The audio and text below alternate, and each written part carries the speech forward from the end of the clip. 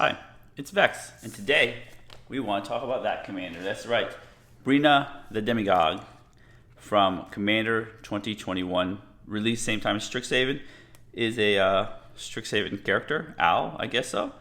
And I know we've done deck text for the other four commanders from those commander decks, and I feel like Breena should not be left out. Breena is a fun card. It's a very politicky card, and my playgroup and I have had to read Breena over and over again. So let's actually read Breena and try to dissect and explain what she does. All right, so it's 1 white black, so Orzhov or Silver Quill, however you want to call it. Flying. So flying is actually extremely important in this deck.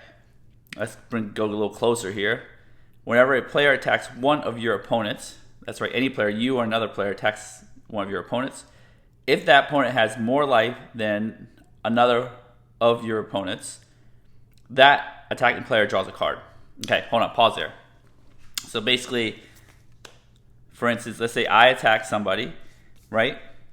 If that opponent has more life than another opponent, I get to draw a card, right? And let's say my opponent attacks somebody, right? As long as the person they are attacking has higher life than the opponent who is attacking, or any other opponent on the battlefield of yours, they get to draw a card, right?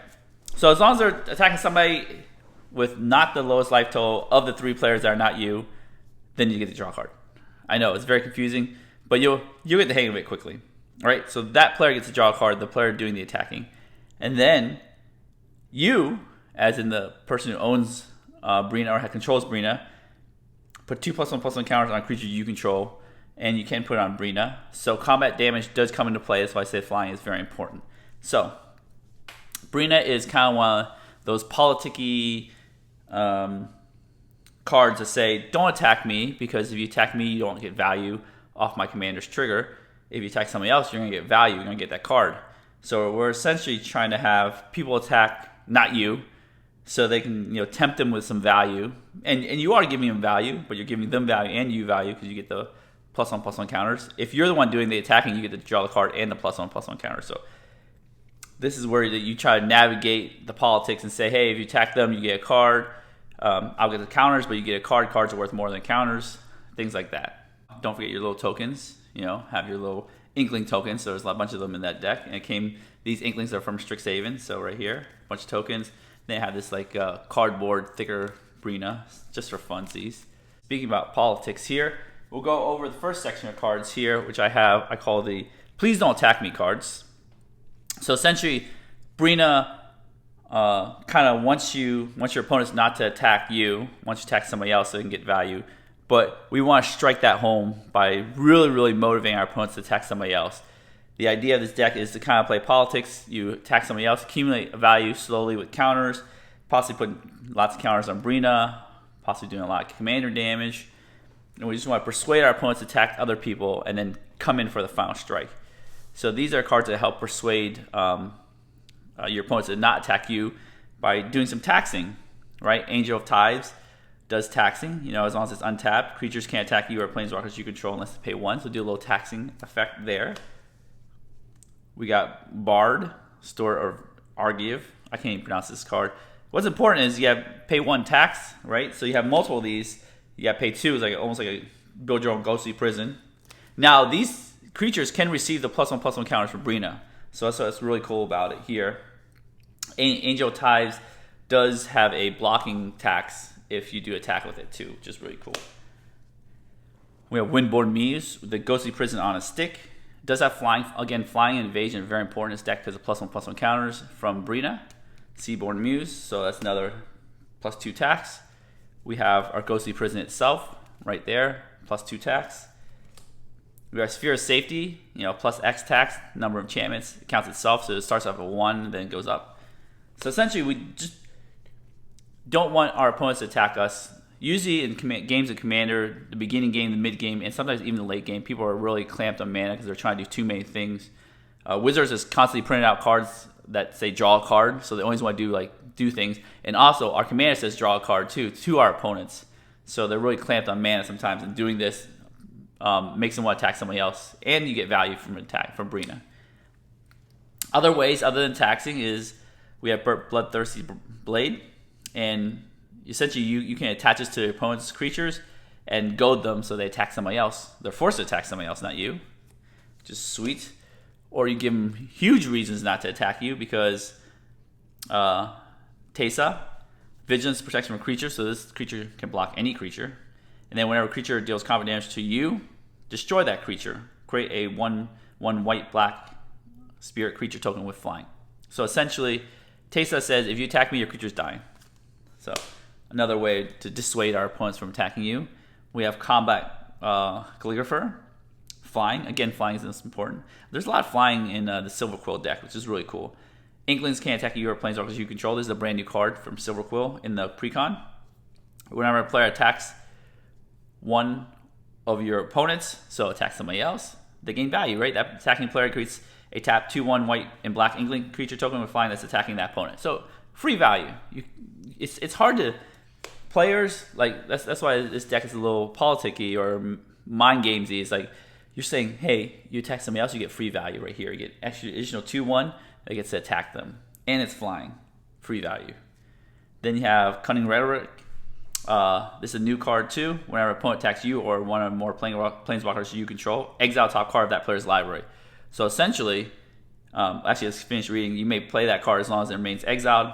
You may spend mana as though it would mana of any color to cast it. So this is not like red where you have to cast it right away. You just keep it exiled. Cunning Rhetoric doesn't even have to be on the battlefield, and then you cast it whenever. So again, you want to persuade your opponents not to attack you, because if they do, you get to steal the top card and just perpetually have it next to you and get ready to cast it and threaten to cast it anytime. Super good card here. And then you have Mesovith, sort of like a protection land. It doesn't even tap for mana unless you have Urborg. But if they attack you, you could just like, oh, I'll Mesovith and untap your creature and remove it from combat. Right there. So it's like, well, if you're attacking me, I'm Mesovith. If you attack somebody else, you get to draw a card and actually deal damage versus just sitting there and getting your stuff tapped. So that's the way to protect yourself there. Next, we have a group of cards right here. Just only 4 cards to say you kind of want to use this as politics as well. Orzhov, Advocist, whatever, however you say it. 2 in white. At the beginning of your upkeep, each player may put 2 +1/+1 counters on a creature they control. If a player does, creatures that player controls can't attack you or planeswalkers you control until the end of next turn. So, at the beginning of your upkeep, I'm persuading you by giving you counters so you don't attack me. So that's one way to do that. Niles, a discipline enforcer. So it's like the principal. I don't know what this character does. 2 in a white, same thing, same casting cost. At the beginning of your end step, for each player, put a +1/+1 counter on up to 1 target creature that player controls. So the idea is you could say, hey, I'll give you a counter, because you get to say, it says up to, so you get to decide if they get a counter or not. And then each creature with 1 or more counters on it can't attack you or a planeswalker you control unless its controller plays X, where X is the number of counters on that creature. So essentially tax that creature for counters. Super good. You can say, hey, I'll give you a +1/+1 counter. Don't attack me with a bunch of creatures if you need a +1/+1 counter. Or I can just put it on there and just say, you can't attack me with that guy anymore. We have Keen Duelist here. At the beginning of your upkeep, you and target opponent each reveal the top card of your library. You each lose life equal to the mana value of the card revealed by the other player. You each put that card revealed into your hand. So this is cool because you could target another player and say, hey, if you don't attack me or if you don't do me a favor, you get a card. So essentially, we're just giving people cards to try to get away from us. Then we have Deathbringer Liege, 2 and 3 Orzhov hybrid, and pumps your white and black creatures. The cool part is whenever you cast a white spell, you may tap target creature. When you cast a black spell, you may destroy target creature if it's tapped. So you're asking why is this political? Thing is, like, you can always say, hey, I cast this spell, this trigger on a stack, let's just negotiate. So you can negotiate which creature dies, because if you cast a white and black spell, you can negotiate. You can literally tap a creature and kill it. So it's a good negotiating tool right there. Next off, we have our counters matters, because our commander, adds counters. We want to do things with counters. So counters are fun. We have the poster child for counters, Walking Ballista, right there. Remove 1+1/+1 counter deals 1 damage to any target. So you put 2 counters from Breena and do 2 damage. Bam. Really good there. A new card, Shiel, Dean of Radiance. So it's a mono double face card. I know. It's like essentially what it does is tap 1, put +1/+1 counter each creature that enters the battlefield under your control this turn. Or the reverse side, we have Ambrose, Dean of Shadow. Tap, put a +1/+1 counter on another target creature. Then it deals 2 damage to that creature. And then other text. But the important part is you can tap it to put counters on things. So it's really sweet. Oh, I love this card right here. One of my favorite cards. Shine Wind. From Morning Tide all the way. 1 in white. Flying ETBs with a counter. The cool part is pay 1 in a white.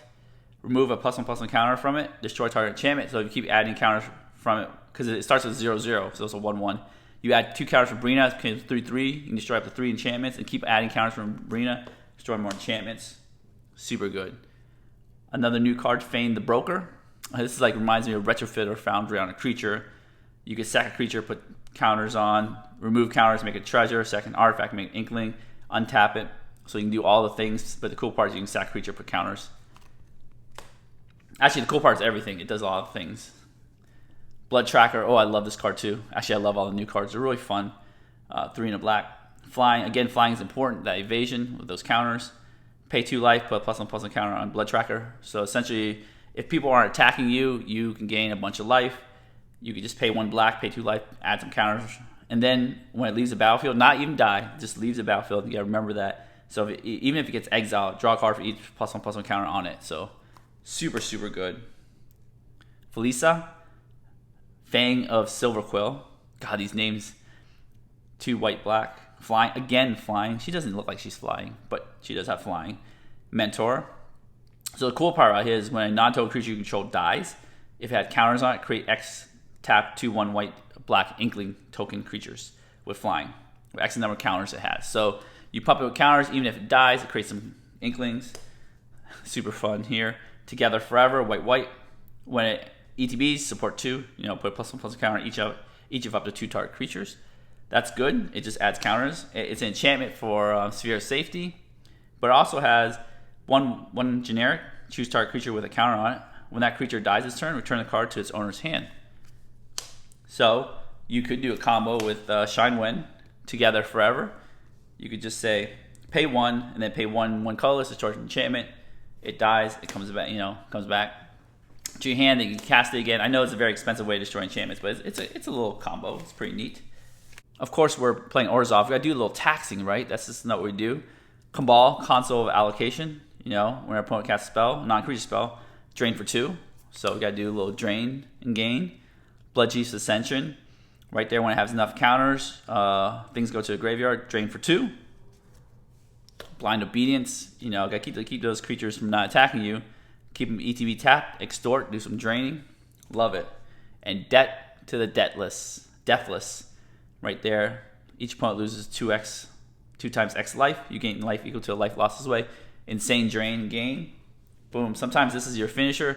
You sit back, you relax, let them attack each other, and bam, smack them with this card. So we're on to just the usual section here. We have some protection, Selfless Squire, Flash, ETB, prevent all damage, and then whenever damage would be dealt to you is prevented. +1/+1 counters on Squire. Goes with the theme. Flawless Maneuver, give your stuff indestructible just in case you do a board wipe. This is amazing. Ink Shield. I've only done it for like 3, but I wish I could do it for more. But prevent all combat damage that will be dealt to you this turn. For each 1 damage prevented this way, create 2/1 white and black inkling creature tokens with flying. It is hard to keep up 5 mana. That's why I've only done it for 3, because I was like, I'm doing it because it's just fun. Because I had in my hand, I had 5 mana, whatever. But in the late game when you have extra mana, you could like blow them out by like doing it for 10, 20 damage. It's sweet. Then you have your Lightning Greaves, Swiftfoot Boots. We have some removal spells. We actually have Orzhov has a bunch of cool removal spells. Strixhaven introduced Vanishing Verse, exile target monocolor permanent. A lot of EDH, besides the commanders, usually multicolored, but a lot of EDH cards like Rhystic's Dice, Mothering Tithe, and stuff are monocolored. This is super good. You just exile it. Fracture, destroy target artifact, enchantment, or planeswalker. Sometimes planeswalker comes up, but I think it's really cool. Again, it's an Orzhov card. Then you have D-Spark here. Exile target permanent with CMC or mana value. I keep forgetting about that. 4 or greater. Anguish Unmaking, good removal. Generous Gift, good removal. Like, just remove anything. Swords, most efficient removal spell out there. And then you have the new card from Modern Horizons 2. So I did this deck tech. I played this deck before Modern Horizons 2, but I'm finally getting around to a deck tech. But damn, it's insane. Black, destroy target creature. Or you can play the Wrath of God mode. This should be in every Orzhov deck. Toxic Deluge should be in every black deck. It's just so efficient removal. Of course, I'm playing an Orzhov deck, Kaya's Wrath. Destroy all creatures, you gain life. Equal number of creatures destroyed, so it's super good. The mana cost is restricted, black, white, or white, black. Then, I know we have a bunch of creature destroying cards or removal, because sometimes the opponents don't listen. They do want to attack you with their creature, and they don't care about value. We have to destroy those things, you know. Promise of Loyalty. Each player puts a Val counter on a creature they control, so I believe this is a new card. Each of those creatures cannot attack you or a planeswalker you control for as long as it has a Val counter on it. So, essentially, we just wipe the board and no one can attack you. It's super sweet. And as long as they have the Val counter, no matter, because this is a sorcery, they can't attack you. Tragic Arrogance. We get to pick the things that they keep, destroy the rest. I love it. Austere Command, destroy some things. And then a new card. This is a interesting card. Reminds me of that one card that makes creatures from Dragons of Tarkir. I forgot what it's called. X white black. Create X tap 2/1 white and black Inkling creature tokens. If X is 6 or more, destroy all non-creature, non-land permanents. So bam, destroy everything except for creatures, because you don't want to destroy your little creatures you just made. We have some card draw here. Esper Sentinel. Now, usually Esper Sentinel you pay 1, but with Breena you can put +1/+1 counters on Esper Sentinel, and then you make him pay 2, 3, 4, 5, 6. Timna the Weaver. Again, Breena does incentivize you to attack, you as in me, the player playing Breena, to attack. So Timna the Weaver helps gain life, got lifelink, and draw cards. And if you attack multiple people, Breena would only trigger once, but Timna can get you multiple cards. Then more card draw here. Erebos, God of the Dead. I love it because, again, you're playing politics. It has your opponents can't gain life, which is very important too, because you try to have them attack each other to death, but you can pay 2 life, draw a card, so that's good card draw. Mangara, right here. It de-incentivizes them to attack you because you draw cards, and de-incentivizes them to cast spells, so you draw cards there. And our sweet card drawing. This card is actually pretty expensive, Twilight Prophet, but super good. At the beginning of your upkeep, you have City's Blessing. Reveal top card of your library, put in your hand. Each opponent loses X life, and you gain X life. So it's a little drainage, a little card draw. It's sweet. And then I just had this is in the pre-con, and you know what? I wanted to give it a try out. I've drawn it once. It does its job. It is more expensive than Sign in Blood, such like that. But you draw 3 cards, you lose 3 life. It's pretty neat. I like it. Then you have your utility spells, Core of Grace. I think this is, as long as you're sitting back, no one's attacking you, you could become the Monarch, you draw extra cards. Of course, when you become the Monarch, they definitely want to hit you. But when it's a decision, right? They draw a card or you draw a card, who knows? So yeah, it's cool because with different play groups or different people playing, like, the games can go out very much differently because this is very political. So I do like Breena for that fact. But you become the Monarch, you can make 1/1 soldiers if you're not the Monarch, or 4/4 angels. I prefer the 4/4 angels. Other Shadows, I believe this is a brand new card, 4 in the black. When it ETBs, exile all cards from all opponents' graveyards. Great graveyard hate. Choose a non-land card, exile this way. You may cast this card for as long as it remains exiled. You may spend mana as though or mana of any color to cast a spell. Again, you don't have to cast it right away. It's not a red card. You can just leave it there and just be like, I'll cast it whenever. It could be a removal spell, board wipe, whenever it is. Malakir Rebirth, get your creatures back. Aghanim Awakening, get your creatures back. Debtor's Knell, get your creatures back. I know you see a theme here, right? At the beginning of your upkeep, put target creature card from your graveyard onto the battlefield under your control. That's part of pre-con. I know it's expensive, but I think it's kind of neat. When things die, you come back over and over again. We have our ramp package here. Again, we're In white-black, we don't have an insane amount of ramp, but we do, we do want a ramp. Knight of the White Orchid. Get any planes. Godless Shrine comes to mind. Keeper of the Cord. Again, we don't have land ramp, so usually if you play against a green player, which most of them are, usually most of the time, two or three players are green. They're ramping. You can use Keeper of the Cord to keep up. Got Wayfarer's Bauble, Soul Ring, Arcane Signet, Mind Stone, Orzhov Signet, Talisman Hierarchy. So most of your ramp is an artifact right there. New Archaeomancer's map, super good. Get you 2 planes in hand, and then you can constantly ramp as long as your opponents are ramping. Land tax. So land tax and Archaeomancer's map are really good to help you keep up with those green players. Of course, I'm playing white, of course. Smothering Tithe. Right there. The mana base. Go over that real quick. We have our 2-color mana base. I love 2 colors because the mana base is simple. You're playing tons of basic lands. You don't have to really think about it. I mean, monocolor is easier, but you really don't have to think about it that much. Command Tower, new Shine Shadow. God, that's hard to say. Shine Shadow Snarl.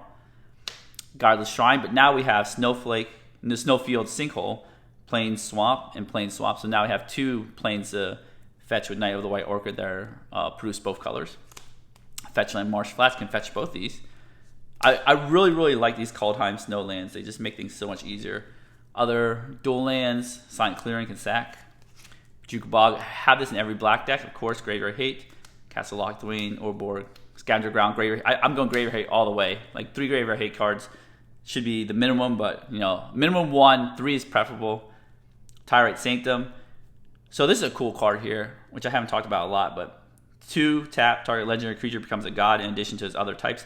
Put a +1/+1 counter on it. Now, this doesn't restrict how many times you use Tyrite Sanctum's middle ability on a creature. You could every turn give it counters, no problems. And then you could sacrifice Tyrite Sanctum, put an indestructible counter on target god. So you could do that last. But the thing is, like you can keep piling counters on, and then we have played tons of legendaries as you saw. That's super cool. Vault of Archangel, Death Touch, Lifelink. Dissuades people from attacking you if you have the Death Touch. Westville Abbey, make some creatures, then turn it to Ormondal and attack for a big chunk. And the basics.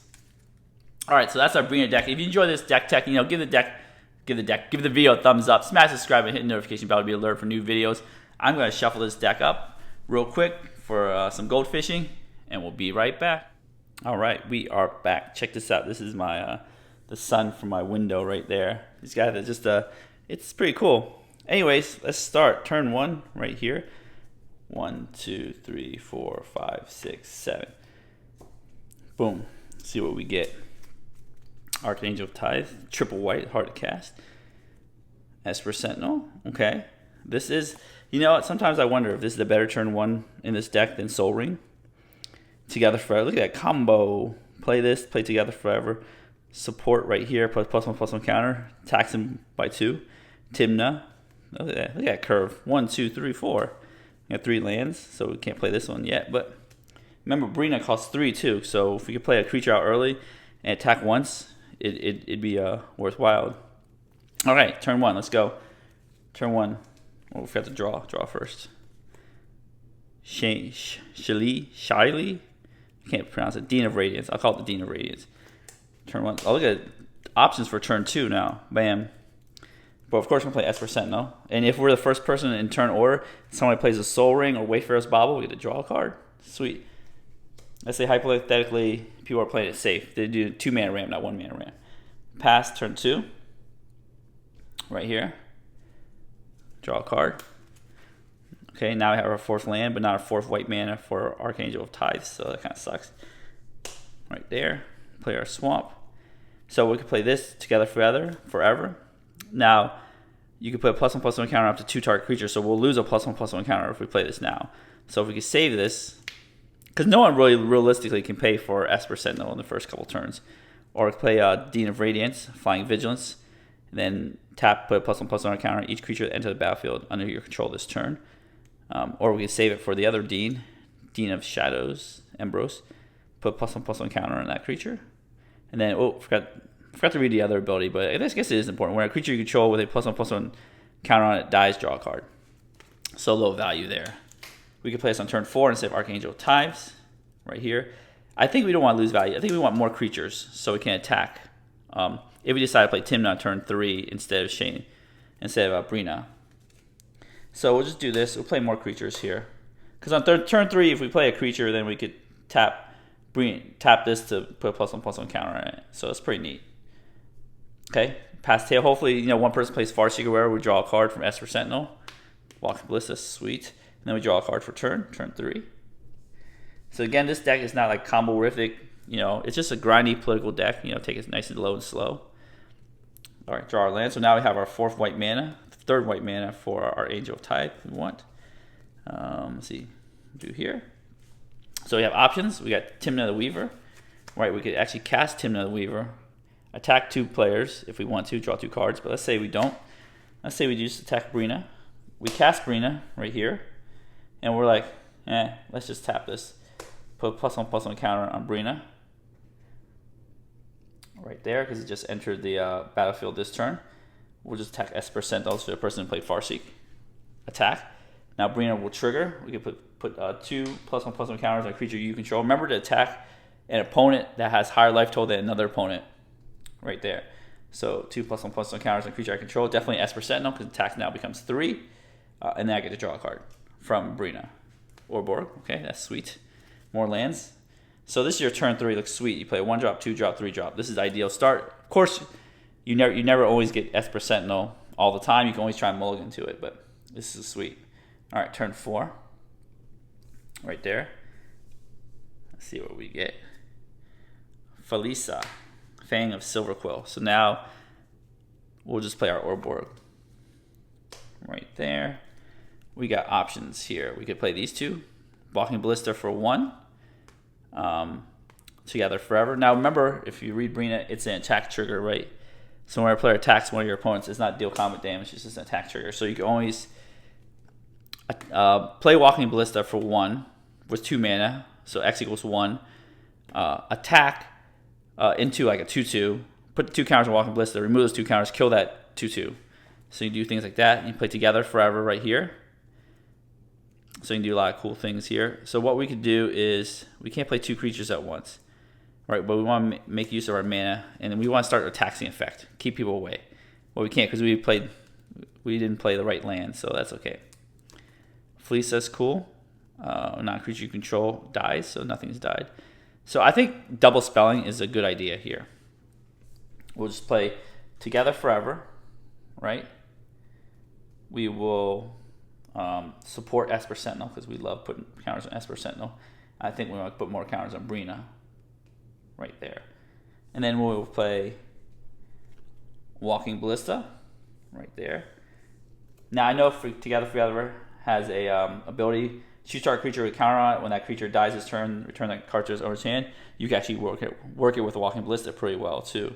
But we'll just, since we got to build up our army, Walking Ballista for 1. Right there, we'll actually tap the Dean of Radiance to put +1/+1 counter on Walking Ballista. Bam, because of the ETBs. And then what we could do is attack Esper Sentinel 4/4. Or let's say they have ground blockers, we could attack with Breena right there. Breena can trigger. I could put counters on Breena herself, which I probably will do that. Draw a card right there. Swiftfoot Boots. All right, so now we're cooking. Now we are really cooking. Okay, so next turn 5. Let's say somebody casts something they cannot pay 4. Somebody casts 2 things they can't pay 4. Right there. So Esper Sentinel is extremely good with more counters on it. So we'll go turn 5. We'll actually start playing our white lands because Orborg is covering us for black mana. We'll play Silent Clearing there. So we got Fracture, Blind Obedience, Tymna, Felisa. So we guys still have 7 cards with all the card drawing we're doing here. Hopefully opponents don't notice. Kind of keep it kind of tucked in a pile. Just don't show it off. Swiftfoot Boots is something we want to cast. And then what else can we cast for 3 mana? Let's cast some cast Fracture, possibly, or cast Tymna the Weaver. But we want to keep up the 1 just in case things die. So I think the safest play is to cast Swiftfoot Boots right there. We can always attach Swiftfoot Boots right here to our Breena. Or if you think Esper Sentinel is more important, our draw engine, Esper Sentinel right there. Okay. And then we can keep up Fracture because Fracture isn't instant. Remember, Orborg allows you to cast that, or you can use Together Forever right there. we can now we can do that trick. Let's say somebody has a 3/3 blocker, or a big blocker. You could just declare attack with Breena right there. Attack somebody with the a higher life total somebody else. You draw the card, put 2+1/+1 counters. Let's say hypothetically we do Walking Ballista, right? We could use all 4 counters on Walking Ballista. We'll just put the shield on. Actually, no, it doesn't work with Walking Ballista. Actually, I take that back, because choose target creature with a counter on it. When that creature dies, the problem is you gotta remove all your counters for Walking Ballista to die, and then it doesn't have a counter to do Together Forever. Actually, does it? Target creature with a counter on it. Actually, it does, because you get the target creature with a counter on it first. Okay, it's cool. Let's do Together Forever. We'll target this with a counter on it, because I'm allowed to. It has a counter on it. When that creature dies, its turn, return a card to its owner's hand. So let's say I shoot somebody for 4. It dies, returns to my hand. Super good. Right there. Now we have 8 cards. We got discard. We just love it. And then we keep this shield up for Breena and S Sentinel. Just in case of board wipe, you can get S Sentinel back for this Together Forever. Here, we're living the dream. Let's see what we want to do. I think we want to keep some lands. Archangel of Tides might be good. Oh no, so many things. Tymna, do we want to draw cards? If we're drawing tons of cards, we'll just discard Tymna. Right there. We'll take one last turn for funsies. We'll do this. Remember our mana production. I mean, I wish we could ramp like a green deck, but obviously we are pinched on mana a little bit because we are not a green deck. Right, we draw a card. Command Tower, that's a sweet card. We'll just play that land right there. 6 mana. What can we do? I think we should just start putting the locks, putting the screws on. We'll play Archangel of Tides. Right there, white, white, white. Black. Oop, keep that open here. Archangel of Tides. We'll just do that. Keep the clamps on. Right there. What else can we do? Keep mana up for Fracture. Use Together Forever. Move our Swiftfoot Boots. We can do a bunch of things. So it's pretty cool. So now we just put a clamp on, make it hard to attack us. We can tap this, put a +1/+1 counter on Archangel of Tide, make it a super good blocker. It's got flying. We can attack with Breena here, draw a card, put 2 +1/+1 counters on this guy. As you can see, our army gets really stocky really fast with Breena, as long as Breena's alive. You get a bunch of cards. It's super sweet. I love this deck. Anyways, if you enjoy this deck and you enjoy this video, give the video a thumbs up, smash the subscribe button, hit the notification bell to be alerted for more videos in the future. I have the deck list and TCG Player affiliate link in the description below. And as always, have a wonderful day.